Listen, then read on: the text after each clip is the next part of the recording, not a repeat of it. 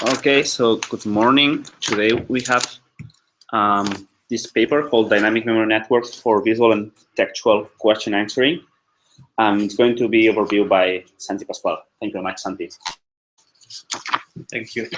Well, now I'm going to present this. First, I will introduce you what's the dynamic memory network. So this paper, this work is about improvement of that, okay? And this type of architectures called the dynamic memory networks and memory networks in general are focused for solving tasks where logical reasoning is required. For instance, question answering, where you have to take some logical relationships between facts and answer what's going on in that. So the mechanisms to achieve this reasoning is through two well-studied now and hot topics are attention mechanisms and memory. And we will review both of those through the dynamic memory network. This is the first work in which this is based. And then I will analyze after this what are the improvements with the dynamic memory network plus, which is this new one, which are them that are basically three things. The new input model for text, I will go through it slightly, like briefly, you know, just to check how that's related to the visual input that's created. That's another improvement to solve not only better question answering for text, but also to solve visual question answering. So in this work, the dynamic memory network is oriented to solve that issue as well. And then we will see a modification of the GRU to see a better attention gate fitted for these tasks, for the visual task. And so let's begin with the dynamic memory networks. That's the previous work where this is based. This is a general architecture for question answering in general. And it began with the text, okay, processing, such that you tell a story to the model, you give it a question, and you want the answer from that. And it's composed in a modular way, such that we have the input module where the story is fed, then the question, we get this representation, fuse this with the episodic memory that's getting important facts about the story, merging it with the question, and then that's fed into the answer model that gives you the final result, right? This is a cool design, right? Because it's modular, it lets you do independent analysis and improvements separately, such that you want to get the input model, as this work does, if you want to get the input model and improve it, you can, separately than the answer model that remains the same. So here, this is the main architectures for this work that I'm presenting. The new text one will be here, and this is where we include the visual question answering solving task, right, with the visual input model. So to begin with, the dynamic memory networks are based with recurrent networks, and the chosen architecture for those are the GRUs. Instead of the LSTMs, because as the authors claim, they are less computationally expensive, they have one less gate. They don't have the output gate. They have the update gate, which is kind of input gate, and like talking in the LSTM language, and the reset gate, which is kind of like the forget one. So it just has it has two gates, and it's updating the candidate memory state from the input that we're feeding through this update gate to the new memory state. So HI is the memory, and we are playing with the update and reset to check how much of the new candidate input is going into the cell or being forgotten, sorry. So these are used within many modules, as we will see, so I introduced them here. And now we go into the modules themselves. So we begin with the question module. This is where the first work presented it like this. We have the GRU, and we want a question that's a sentence composed of many words. For instance, where is the ball? And we want a compact representation, fixed dimensional representation. How do we do that? With what's called the sentence embedding. We have a GRU, and we go through the different words in the, so for instance, where is the ball would have 4 time steps.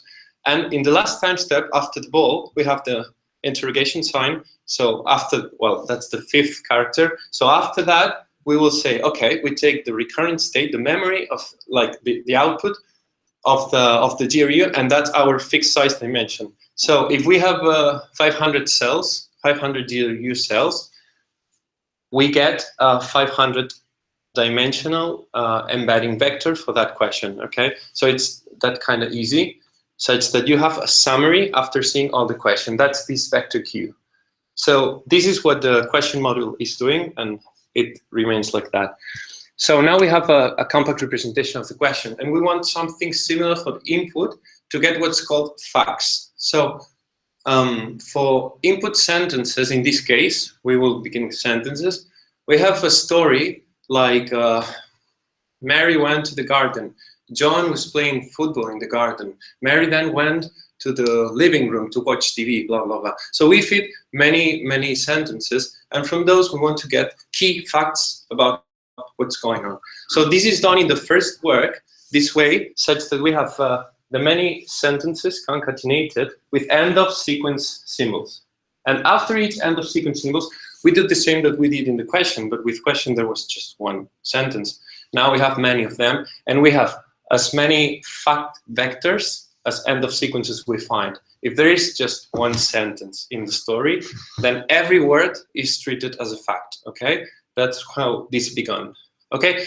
This as we can see it here, this begins with a lack that you may see now, that it's unidirectional, but this is the reason for an improvement that we will see right now. But like, this is something important to point out maybe, right? Because we are just seeing the summary in this direction, such that this fact is only aware about fact 1, fact 2, blah, blah, blah. But this fact is not aware about what happened afterwards. And we have all that information to exploit. But this is how it began. So now we have a vector of vectors, which is a vector of fact vectors, okay? And the question vector. So these two types of embedding. And now we have the episodic memory module. That's the core, like where the attention and memory are fit together, such that we process the facts, the important facts, filtering them and saying this is important, this, and this, given this question to answer. Okay, so, and this is done in many passes. It's called passes, it's iterations, okay, through all the facts. This is a nice example. This is from the first work, the DMN, not the DMN plus. And this is a clear example about why do we get advantage from many passes. In this case, there are two passes, okay? And the dynamic memory, you have the story, Mary got the football there, John moved to the bedroom, Sandra went back to the kitchen, blah, blah, blah, and Mary went to the garden, it's the ending sentence. And the question is, where's the football? Okay, we have the object, which is the football, and we want to get where is it. So at the first pass, you are getting the facts, which are the blue lines, and these arrows are the attention that the episodic memory model is getting from those facts. So it's saying, I retrieve the most from these facts. This is the attention, basically. And from this, I will create a final representation, which is the episodic memory, from these facts that I select to throw them to the answer model together with the question. So finally, getting out from the episodic memory, this M vector is concatenated with the Q vector, which is the question, and the facts representation, and that makes the answer in the answer model that we'll see right now. But the important thing about the multiple passes is now that we want to see where's the football, in the first pass, we have seen that the football is mentioned here. So John put down the football. So there's the football, and it's related to John. In pass, it can go and say, okay, John moved to the bedroom, I'm tracking John, something like that. This is what the attention is doing. This is the entity important related to football. And also John went to the hallway. So basically, if John put down the football, it is in the hallway, it's the last place where John was. So this is why many passes can give you more information.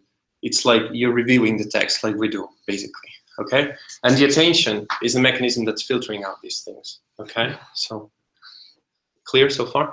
Okay, so thing is, I don't mention the attention mechanism here is basically explained by me later, okay? Now in the improvements.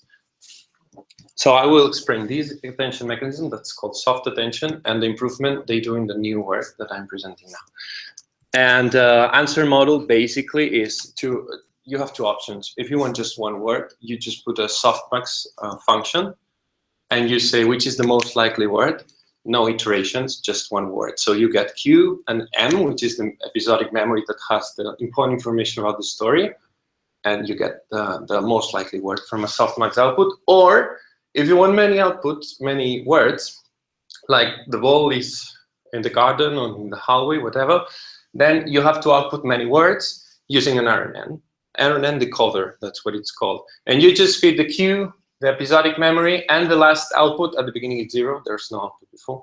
So this MT is the last episodic memory. So after, for instance, the 2 passes that we've seen before, we have an M2 because it's the second pass, and the question embedding. So all this together, this means concatenation, and it's supposed to be a semicolon, sorry. This is fed into the GRU, and with the softmax, it's outputting this word. Now, the next word is you feed the previous one here, and you get a new word. You feed it here, because basically, the recurrent network has to be aware of which was the previous word you decided it to be. So here we're doing an argmax over the softmax to say this is the most likely word, but it has to be aware that you have decided it like that. So that's why we feed this again. And then until we get the end of sequence and we have the sequence of words. This is the answer model, the 2 ways we do it, and we leave it here because this is there's no improvement here. And now, the dynamic memory networks plus. What are the improvements? The improvements are basically in the input model and episodic memory, okay? And so it begins with text, and I comment it because you will see now the relation it has with visual. So with text, they begin with the sentence written. Instead of putting all concatenated, the words and end of sequence symbols, they use something called positional encoder. Well, I consider it a bit beyond of the scope of this talk. So what matters the most here to us is this fusion layer. Why do we put it here? So now the input layer is divided in 2 subtasks, we could say. The first one reads the sentence somehow, and we get this vector is what we had before somehow. When concatenated, we had many Fs, right? So now from this, we want to put a bidirectional GRU to interact with each other in both directions, such that all of them are aware of all of them, like each other, right? Such that now we get these vectors, which are the bidirectional fact result with the sum of 2 layers, the 2 recurrent layers, each going to different directions. So from past to future, from future to past. Now this fact is aware of this one and this about this one. And this is what we get now from the textual input model, okay? How is it related to the visual one? Now it comes the visual one. Okay, this is to solve the visual question answering task, which we mainly focus here. And so the way we do it is we have a CNN based on BGG19, and we get we rescale the image to be squared to fit into CNN, and then we take the output from the last pooling layer and we treat those feature maps we get, which are 14 times 14, as if they were sentences. So each little pixel, we would say, of that feature map is treated as a sentence. That's the relation it has with the textual input, and that's how they organize it. And they go through this feature map, taking all the 512 dimensional resulting vectors in a snake-like fashion, so this feature map, such that now we are unrolling this in this way, and we project these vectors that are visual representations into the textual space where the Q resides. So Q embedding is still there, and it's computed the same way I've presented at the beginning, right? So now we want the visual features to be related to that vector, and we project to the same space by using W weight matrix that's in the training. So it's we could say a linear layer within. And the input fusion layer is in here to take advantage of the same things we had in textual features. It's to get the global relationship here, the global relationship that the visual features have, so that each of these is getting related to each other, and they can interact to see what's the global structure in the image, not just local local characteristics. Okay, so now we have global input, and because the information gets propagated between image patches, that it's called. Okay, and now this is the improvement in the episodic memory. So we move to the other stage, the other improved stage, where I describe the two types of, well, I describe what's the attention. This stands almost the same for the first work, so that's why I explained it here. And I'll explain now the attention mechanisms that arise from this. So basically, the attention is selecting from these facts, this set of vectors we have, which are most important to answer at every step. So these are two passes or steps, as we've seen before, M0, M1, M2. M0 is initialized to Q, to be the Q vector, okay? M is the memory state, so it's a vector retaining the, this is the episodic memory. And so we have that from F and Q, we want to get which are the new M's, updating this memory to get each M, M1 at first iteration, M2, and as many iterations as we want to get more reasoning about the data, okay? And that will be finally fed into the answer model, as we've seen before. So how do you get the attention? The attention is basically assigning a scalar value, this called the scalar attention gate value, to each fact vector that we've seen. And so at pass t, so at every pass, we pay attention to different things. We've seen it before as well. So computation basically is like this. What is this? Feed-forward layer, neural network, sorry. Feed-forward neural network with a hidden layer, such that we have the first projection, hyperbolic tangent, second projection, and softmax function. And this softmax basically puts the scalar into every different fact, okay? Basically multiplying it to say this is more important, 0.8, this is less important, 0.1, and so on, okay? So we have these values now computed basically from this set of features, okay? This set of features, as I've said, is the attention. What does it take into account?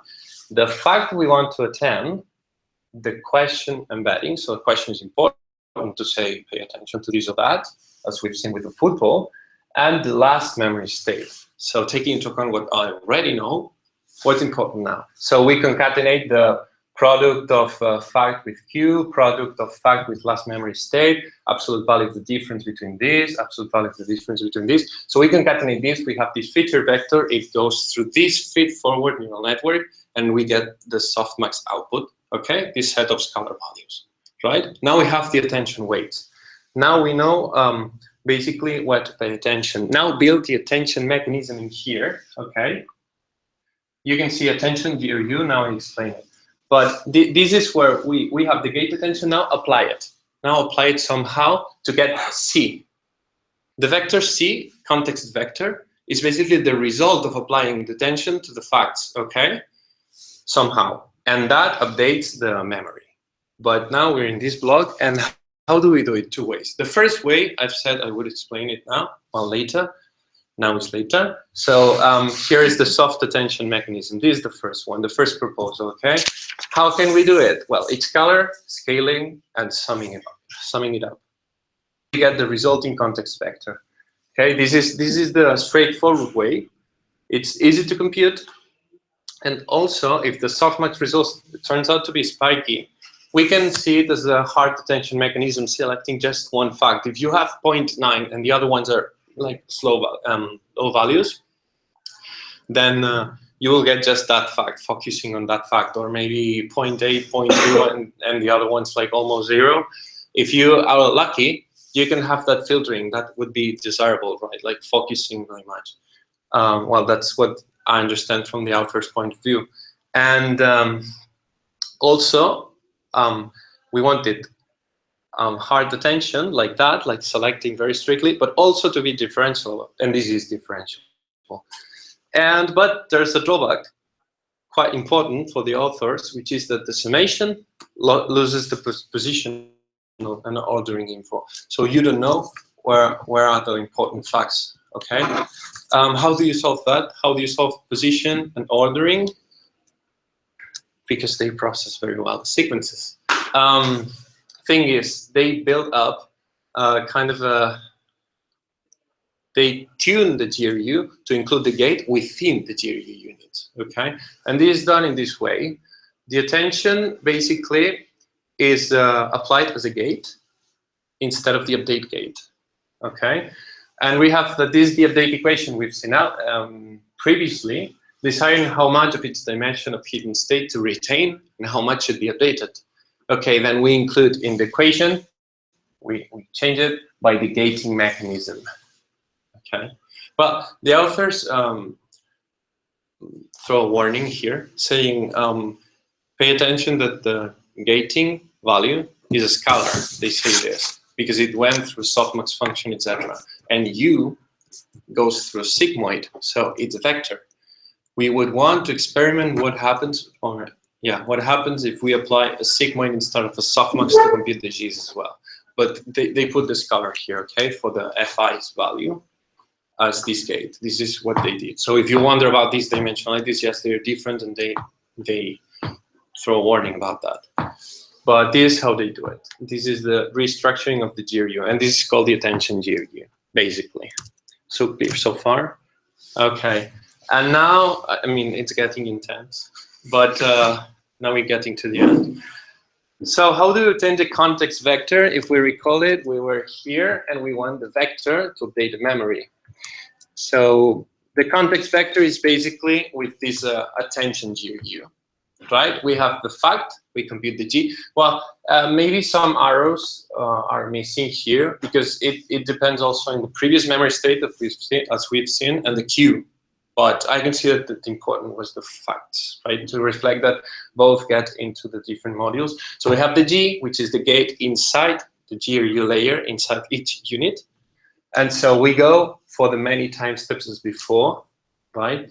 And we get the context vector as the last recurrent state because it's the summary of all the facts with attention on them, okay? So again, same mechanism, summarization about what's going on. And basically, last thing to do is this step, memory update. See, we want to update the new memory state. How do we do it? With GRU can be done with the last recurrent state again. There is another mechanism they propose, which is called the untied weights ReLU memory update. They claim it to be giving better results based on another work. So they present this and this. So both works. This one and this one that has a weight matrix, a different weight matrix for each pass. Okay, they claim it to give better results basically. So if you update the memory with different weights at each pass you're having, you get better results with the ReLU nonlinearity. So no GRU here, but this projection. Okay, so they have both mechanisms to update the memory from the context vector, right? So we have the whole picture with improvements from the base model we had.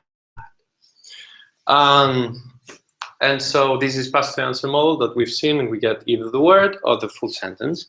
Now, the data set with which they experimented stuff, it's, well, basically for the Facebook BABI 10K data set, well, synthetic one, to test different, 20 different tasks related to AI. So make the machine try to solve different subtasks that correspond to reasoning, different types of reasoning with reading comprehension. So that's why for what this data set was built. And this is an example of what's in there. So you have the question and the answer and facts. These are called facts. So this is related to the first sentence, the third, the sixth to the fourth, etc. So this was this and this. This is a visual one. with real images. So both of the, well, real images, and basically you have these training images, many questions per image, many test questions, and each question with its answer. And the thing is that they just get the samples that have one word as an answer, so they get with 90% of the original data. This is what this means. So I don't have full sentence answers, but just one word answers. I filtered them out such that the 90% of this data set and the BI are used for, well, I done directly here, and then I come back to the VQA. They use them both for model analysis, just to check how each improvement is performing. Okay, it's outperforming the base model. So ODMN is what I presented at the beginning, and this is including the input fusion layer. Well, for textual and then for visual. So but the input layer basically is the DMN2. The DMN3 is adding this attention GPU, so changing the soft one. And the last one is using the ReLU for the memory updating. And we can see that basically DMN is the combination of everything. And so it outperforms many of the tasks in both the BABI dataset and the visual question answering dataset, this reduced visual question answering dataset. And so overall, not with all the tasks, but with almost all of them. So these are performing well, right? Now, just focus on the visual question answering to finish. It's an important topic here. And they use this, the VQA dataset built from Microsoft Cocoa. And yeah, it has it's the largest and most complex image dataset for VQA. So it's your VQA model on this to see how challenging it is. And so you have this amount of training and test images. An important thing is that you have many more training questions and validation questions and test questions. Thing is that every image has many questions and many answers per question, right? I'm trying to say if something's wrong, you just correct me. And thing is that each question is answered by multiple people. That's why you have multiple answers. And now we will see the way we evaluate the VQA with this structuring of the data to see the results. So this is how we evaluated the accuracy we get with the VQA.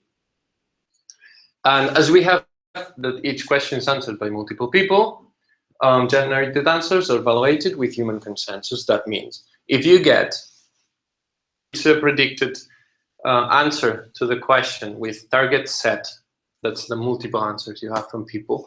If you get, you can get 100% accurate if at least 3 people provide the same answer you had, basically. So that's the consensus. If you match those 3 answers, exact 3 answers, then that's okay. That's a point, and you get more accuracy.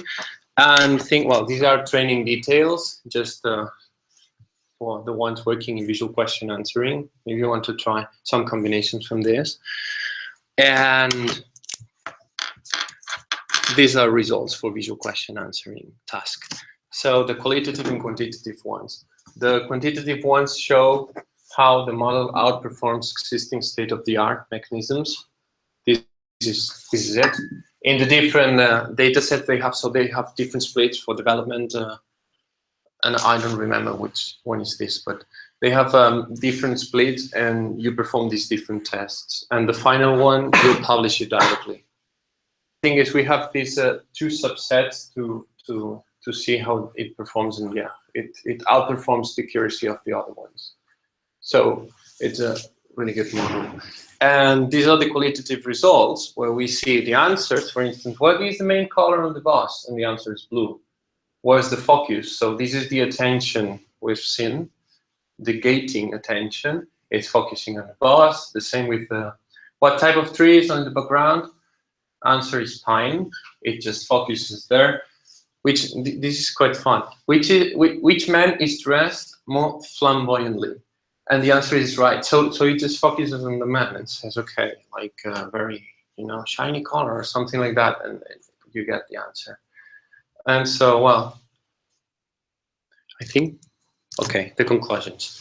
Yeah, the proposed, this is a proposition, a new DMN framework over the first DMN, okay, with strong results without supervision of facts. This means, let me just rewind a bit, and this is the last thing. This comparison refers to, with the first DMN model, that soft attention mechanism, this gating, okay, this one here, this one, you could pre-train this network. You could pre-training with those set of facts that you've seen in the Facebook data set, for instance, right? So that first model worked just with text. So they pre-trained it to learn how to focus from supervised facts. This is what it refers here. We didn't give it. We just plugged this network. It's trained end-to-end with flow of data, and that's it. So this is why they say you're not required to put the supervised facts, supporting facts. Features. And improvements basically include the improvements of this work are the input fusion layer, allowing interactions in both directions, such that all facts see all facts. And this is a novel attention GRU, really interesting, allowing local reasoning over the ordered input, so preserving that. And the result model obtains the state-of-the-art results on both tasks. And this framework can be, so this proves how this framework is generalized across input domains. So just both for text or vision. That's it. Thank you very much, Santi.